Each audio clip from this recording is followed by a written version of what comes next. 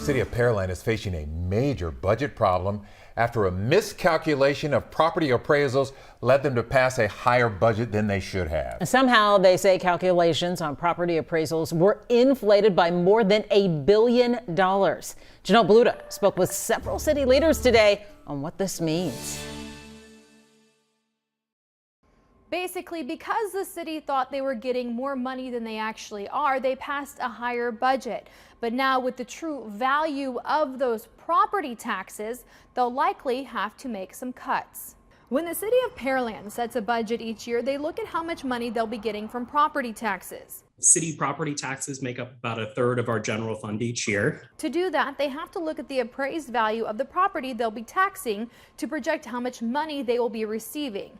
But somehow this year, when projecting the budget for 2023, the city says the appraisal numbers they received from Harris County were inaccurately calculated by $1.3 billion, making the city believe they would receive more money than they actually would.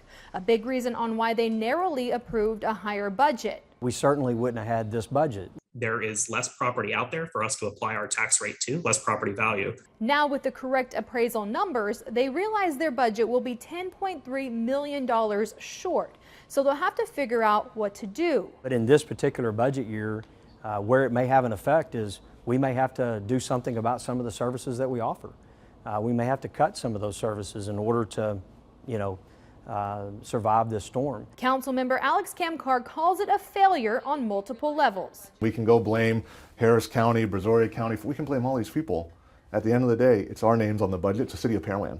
And we had a gigantic failure here. And now we've got to do $10 million in debt restructuring, budget cutting to go get right.